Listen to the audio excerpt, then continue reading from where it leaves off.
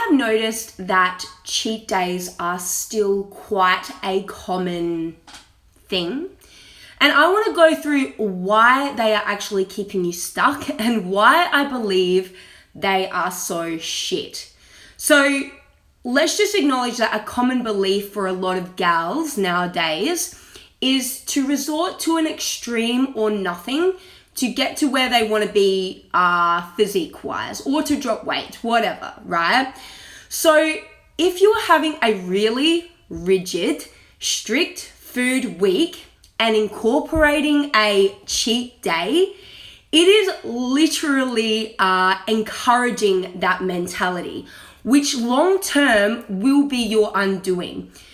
You kind of have to think about it, right? Like with a good relationship with food, you can have a cookie and then you can understand that, and if you understand macros, that it's not your undoing. You can fit that into your day and you have a good balance with food and you don't label foods as good and bad.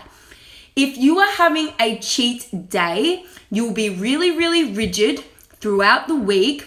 You'll have that cheat day and most likely it'll be quite uncontrolled. With that uncontrolled day, it is encouraging the headspace of extreme or nothing. It promotes the fuck it mentality. It labels food as good and bad, and it'll start and actually encourage the yo-yo cycle. So I see this a lot with, and if you've watched my previous videos on challenges or whatever, I think you have to be quite wise going into them, because if you are on a written diet plan, you need to understand that this is how this can actually be your undoing headspace wise with food if you don't go into it understanding that you can't be that strict forever. And if you are having a cheat day, I think long term it's really beneficial to really just start understanding macros, because long term, if you're always in that cheat day headspace, gradually over time you might find yourself having more and more blowouts, having a cookie and think that you fucked it up, and as a result you'll start having more uncontrolled cheat days, blowouts, you'll start feeling like you can't stick to anything, when in reality it's how you approached it all in the first place. I just want to acknowledge that this has happened to me. Like I would say that I was having a cheat day once a week, and in reality I just had an uncontrolled day of eating, and I would just try to shove as much in my mouth as I could because it was my cheat day. It wasn't for a really long time that my mindset shifted over the time that I was learning macros, and as I started to get this right. So when I first started macros, it was a really big shift for me because I was allowed to have a treat every single day. And I say this to my girls when they start tracking, I'm like, fit a bloody treat every day. Fit a treat where you are smart with your macros, you can still stay full throughout the day, and you'll still get the results that you want. And for so many of them, their minds are like blown. But once you get the hang of this, once you understand how to fit in a treat and still get the results you want, and after a while of becoming, a macro queen, you actually don't really want the treats that much anymore. And you can have those foods, or good and bad foods, but honestly, that's just shit, and that's just what happens with the cheat day mentality. And it doesn't stress you out. I remember when I was first on my diet plan, or I was starting to get a little bit uncontrolled with food, and I would wake up and food would literally consume my mind. Like I would be, hanging for my cheat day. It would be an effort to get through the week. And I just want to say, if you are at that place, it can be a little bit sticky, and I would strongly suggest that maybe it's time to step away from the written diet plans. And if you are having uncontrolled cheat days, I want you to kind of ask yourself, what are your dieting beliefs, and how do you feel after an uncontrolled day of eating or a cheat day? And if it is that you feel like shit, things need to change, all right? I fit in foods that I enjoy every single day. Yes, I still go out to eat about twice a week, but I am accountable for those foods and I can eat them in a controlled way where I know that I'm not overeating, and I know because I no longer label foods as good and bad, and I no longer have the fuck it mentality. All right.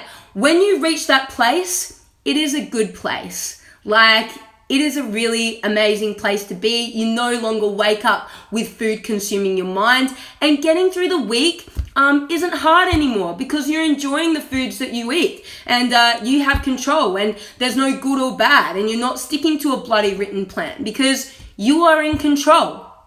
So I think it's also about looking at the bigger picture of this, right? Christmas is coming up. There's a full day literally that is eating with family, okay? If you are on a rigid, strict plan, you might use Christmas as your cheat day, right? And you might almost like use it as a excuse or dismiss it because it's your cheat day. But personally, I think if you are eating in an uncontrolled way, that's where you really need to dive into your headspace around food and how you go about getting the results you want.